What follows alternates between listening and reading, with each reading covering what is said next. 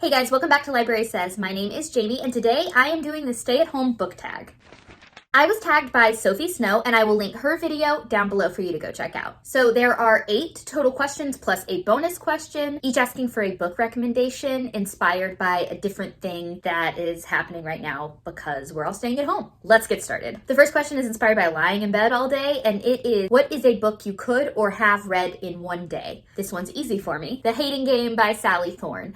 I have reread this book 4 or 5 times now, and the last at least 2, if not 3 times I've read it have been in a single day. It's one of those that I love so much, and I love being immersed in the world and with these characters, and knowing what's going to happen, knowing what's coming, just makes it even better. And so I just sit there and I just gorge myself on this book until I'm finished. So that's an easy one. And if you haven't read it, please do.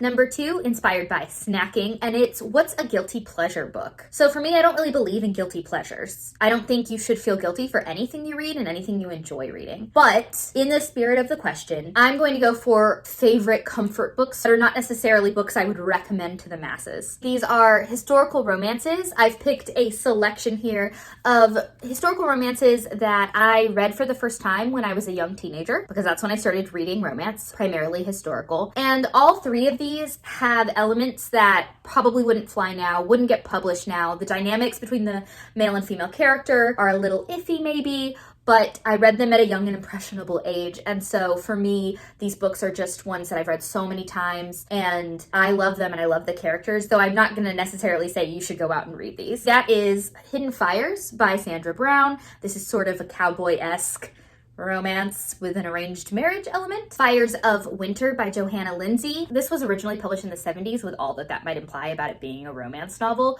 but it's about a Viking raider and one of the women of the village that they sack, who basically becomes a slave in this society, and then they fall in love. Obviously that's problematic, but it is the literal first historical romance novel I ever read. This copy, got it at a thrift store when I was, I think, 14.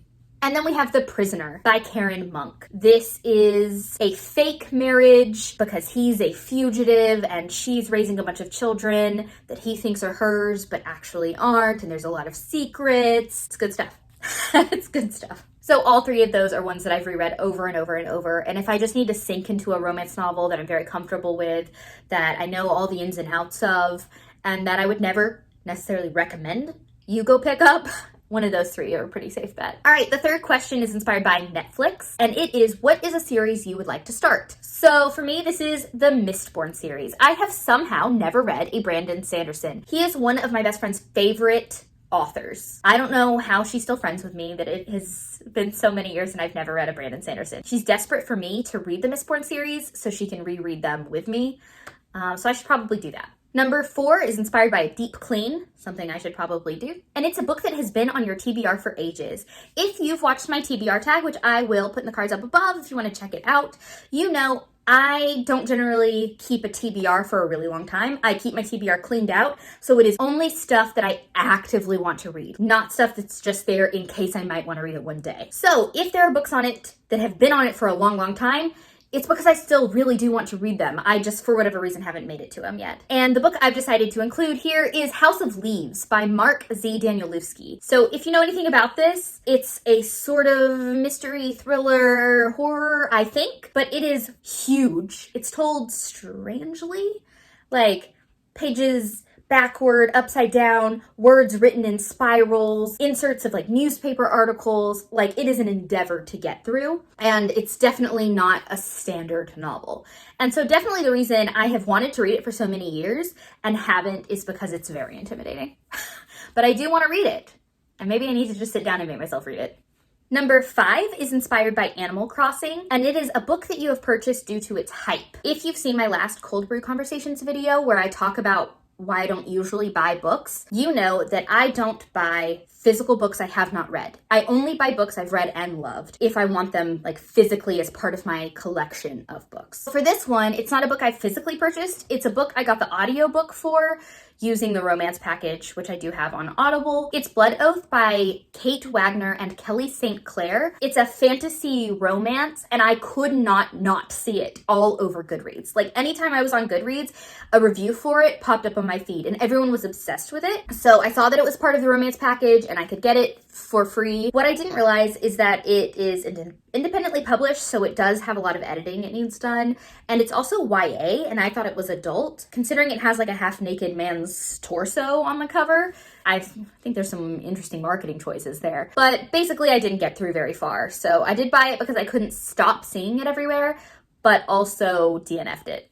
Number 7 is inspired by Facetime, and it is a book that you were gifted. I collect editions of Pride and Prejudice, which I will do a video about someday in the near future. For my most recent birthday, my sister got me this edition of Pride and Prejudice. It was published in 1961 by the New American Library, and it's just, look how great this cover is, and it is turning brown because it's old and it's been in the sun, and I just love the illustration on the cover here. It's just a beautiful edition, and on the cover it says it was $1.50 when it was originally published. It's just, I've gotten some of my best editions of Pride and Prejudice as gifts from friends and family. Number 8 is self-care, something you do to take care of yourself. As far as reading is concerned, reading whatever I want, when I want, and DNFing when I want. So this is the number one thing for me. If reading becomes a chore, that's the last thing I want, is for me to dread reading. And if I'm not enjoying a book I'm reading, why in the world am I reading it? So if I'm in a mood for romance and I just want to fall deep into the romance abyss, I'm gonna do that. If I'm in the mood for fantasy or sci-fi, that's what I'm gonna read. I don't care what my TBR was, I don't care what I was planning on reading or what readathon I'm participating in, or if I'm buddy reading, it doesn't matter. If I really want to read a specific genre or a specific book, that's what I'm going to be reading. And I also always DNF. This is something that I started only recently, maybe in the last year and a half, that I really started allowing myself to DNF books. But I read so much more now that I allow myself to DNF a book if I'm unhappy reading it, if I'm slogging through, if I'm not enjoying it, if I know pretty early on, this isn't going to get a very good rating from me. I'm frustrated with it. I never want to pick it up.